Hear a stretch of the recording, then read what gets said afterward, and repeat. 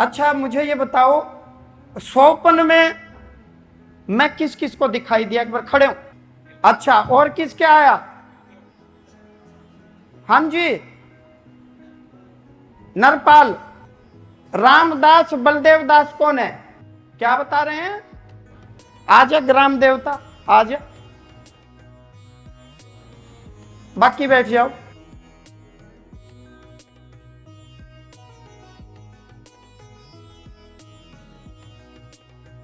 यो new पे है, यो पत्रकार, तू मेरा एजेंट है खरीदोड़ा, तेने कै रुपये दे रखे? बूझिस दो रे मोटले, बूझिस दो रे, तेरा कीड़ा रहे। कोई पैसे नहीं दे रखे, कोई पैसे नहीं दे।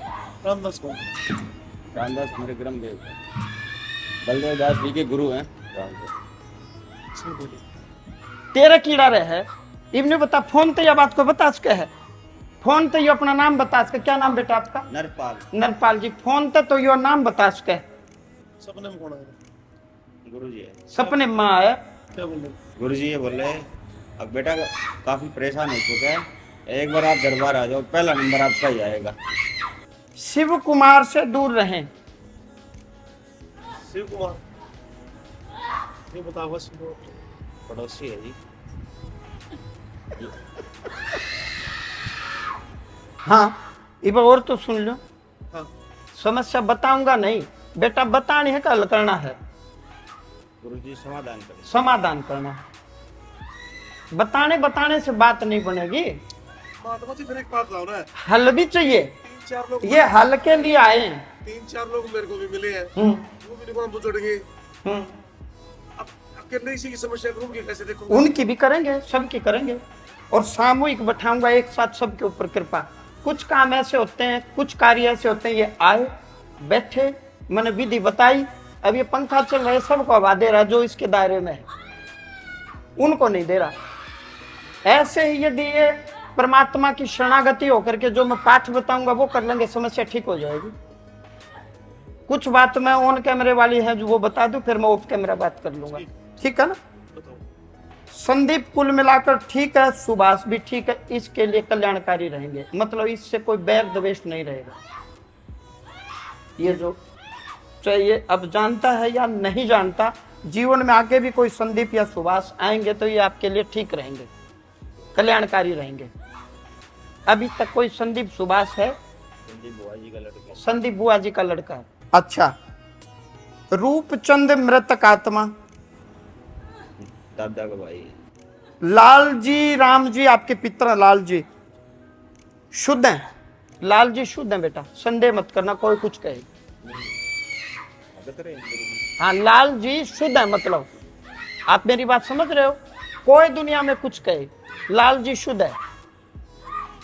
लेकिन लाल जी के ऊपर एक पितर आपका पहाड़ी के ऊपर बैठा है, किसी देवस्थान पर बैठा, गमन करके देवी धाम में चला गया, बहुत उसमें ताकत रही है, पीली पगड़ी धारण करता था, और उसी की परंपरा को लाल जी ने निभाया। जैसे आप मेरे सन्मुख आ गए, आपको लगता कि ये बालाजी का दूत है या देवी का दूत है, वो होते पितर हैं, और वो गण बन करके भगवान का जयकारा दे करके आते हैं। लेकिन अक्सर हम उनको क्या समझ लेते हैं कि देवी आ गई या ये हनुमान जी आ गए। वो देवी या हनुमान नहीं होता, अपितु उनके दूत और पार्षद होते हैं, हमारे वंश की कोई ना कोई पितर आत्माएं होती हैं। तो लाल जी जब अपने जीवन में रहा करता, आपका देखा हुआ लाल जी? 5वीं पीढ़ी से है। कितने देखा था? दादे का भी दादा। दादे का भी दादा था लाल जी। लाल जी अपने जीवन काल में लोगों के संकट मिटाता था, जैसे मैं मिटाता हूं वैसे। आपको कैसे पता? मैंने किसी से कंसल्ट किया था। आपने किसी से पूछा था? बुजुर्ग से पूछा था। बताया था भगवान जी का और खाटू श्याम जी का, उनके ऊपर कृपा रही है, पब्लिक की सेवा करता है। पब्लिक की सेवा करता था, निस्वार्थ निस्वार्थ सेवा करता था। लेकिन लाल जी के ऊपर कोई और बड़ा पितर था, वो उसके सिर पर आकर के बैठता था, और जयकारा हनुमान जी का। आप मेरी बात समझ रहे हो? वो हनुमान जी नहीं थे, हनुमान जी की कृपा थी बाया। कदे लाल और कदे पीली पगड़ी बांध दिया करता लाल जी। अच्छा, अब यदि आप चाहोगे तो धंधा अलग विषय, काम धंधा, रोग खत्म हो जाएंगे, काम धंधा ठीक हो जाएगा। आप दरबार लगाना चाह रहे हो क्या? चाह रहे हो तो मैं शक्ति दे दूंगा। गृहस्थी आश्रम ठीक चल जाए महाराज, उसके बाद अगर आप दया दृष्टि करोगे तो सेवा कर दोगे, सेवा करनी, निस्वार्थ करेंगे, अच्छा। बिना किसी लोभ लालच के, पक्का? टोटली तो वही 1000%। यही लालजी राम जो आपका पित्र है, अभी किसी देवता के धाम में बैठा, शुद्ध है, किसी के बंधन में नहीं है, ये कृपा कर देगा यदि आप चाहते हो तो। आप बताओ।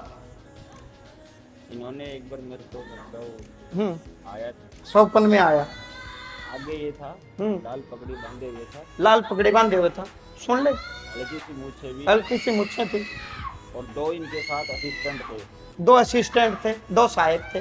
बोल रहा था आप खड़े हो और लाइन लग रही है ना, तो हाँ, उनकी सेवा कर दो। महाराज मैं इसके लायक नहीं। बोले मैं बोल रहा हूँ आप लायक हो। मैंने फिर मना कर दिया। बोले नहीं, मैं कह रहा हूँ आप खड़े हो जाओ, जितने भी है ना, जो भी संकट हो आप कर दो, सभी ठीक हो जाएंगे। फिर भी मैंने मना कर दिया, मुझे ऐसा आदेश मेरे पास अभी नहीं है, मैं नहीं कर। यानी कि पितर चाह रहे हैं, फिर इन्होंने वो चीज स्वीकार नहीं की, तो वो देवलोक में गमन करके चले गए। लेकिन ये सारी चीजें विधिवत गुरु परंपरा से होनी चाहिए, इसलिए मैंने उनको, इसलिए मना कर दिया। मैं उसके लायक नहीं हूँ अभी। मैं उसके लायक नहीं हूँ, लायक हम बनावेंगे। मैं तो चाह रहा हूँ और भी आवे, सेवा करें, मेरा क्या दिक्कत है? अच्छा, मेरी विद्या भी उसी को फलित होगी जो निष्काम भाव से चलेगा, निस्वार्थ भाव से। इसलिए मैंने इसको पकड़ा, और भी उठाए थे, इसलिए मैंने इसको चुना है भीड़ से।